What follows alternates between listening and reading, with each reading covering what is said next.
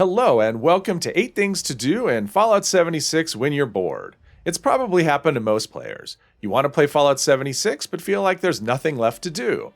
Well, I have 8 suggestions that should help you to keep things fresh.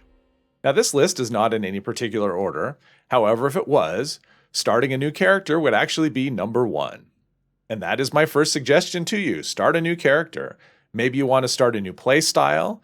That's something you haven't tried before. Maybe you've never tried commando before or heavy weapons.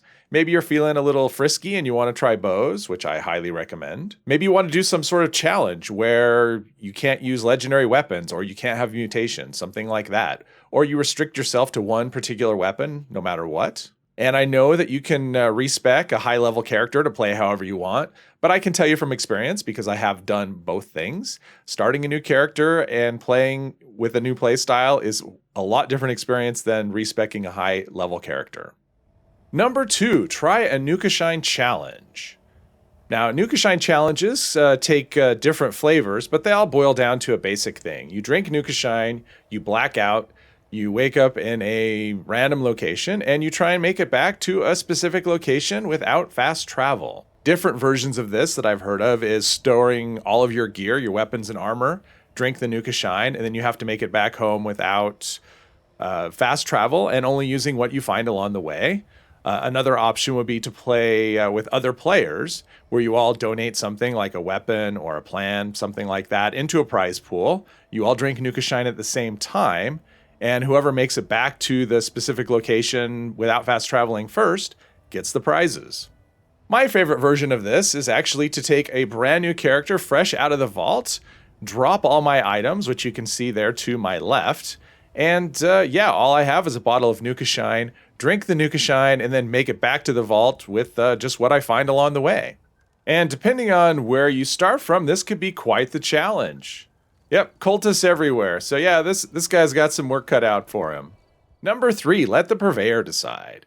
If you're like me and you have a character that's been around a while, you're probably comfortable with the weapons that you have. So maybe it's time to get a little uncomfortable. So what I would propose for this is to go to the purveyor at the start of your play session and pick a weapon.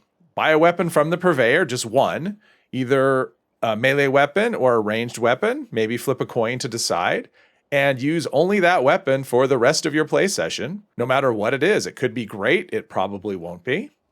And yes, it'll cost you 100 script, but that's a small price to pay for a little bit of entertainment. And we are going to have to play with this Furious Snubnose 44 pistol with bashing damage. That is quite terrible. And if you want to make it even more fun, you can add a fancy skin to the weapon, like I have here. And also, don't respec your character. I am a commando character, so my damage is not much with a pistol. Especially this one. So yeah, that makes things a lot more exciting. Maybe too exciting.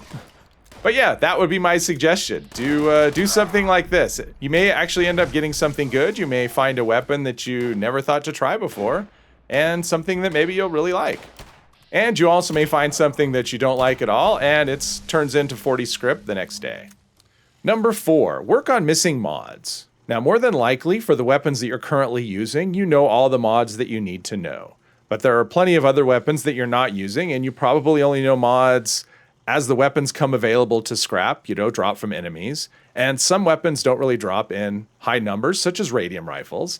And in the past, radiums have actually it's been very difficult to learn mods for them. But the last couple of updates have changed that, and mods should be much easier to learn. As you can see, this character knows less than half, but I've crafted a bunch, and let's see if I can learn some mods.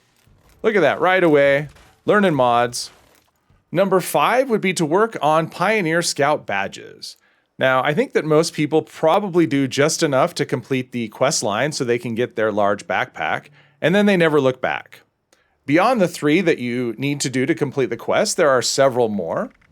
And also, once you do complete the quest line, a whole bunch of possum badges open up for you to do, and you may have actually completed lots of steps for those badges without even realizing it. But for example, I have this leather worker badge, and I am pretty much, without even trying, I've completed almost all of it. All I have left is to build a bearskin rug.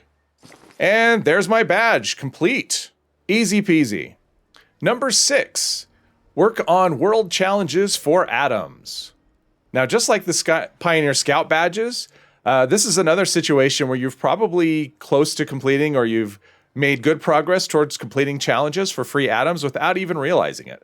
For example, kill Scorch with crossbows for 80 atoms. I only need to do 8 more with the crossbow. That should not be a problem. And there you go, free atoms for just killing some Scorch with a crossbow.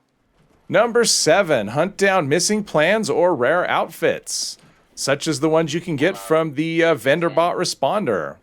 Today, his selection of apparel is a little bare, but he does have these plans, and this is the only place you can get them.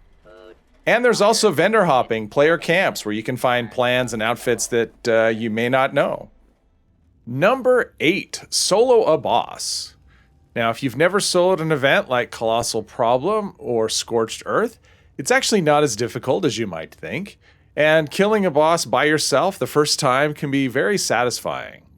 It's one of those things that can be kind of intimidating, but once you do it, probably you'll think it's fun and you'll want to do it again and maybe try and get a faster time, something like that.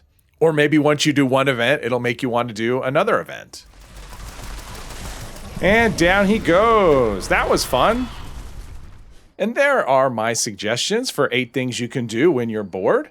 Is there anything that you do that isn't on my list? Leave a comment below if that's the case. As always, I hope you enjoyed the video. If you did, please hit one of the buttons, and I hope you'll join me in the next one. Thank you very much.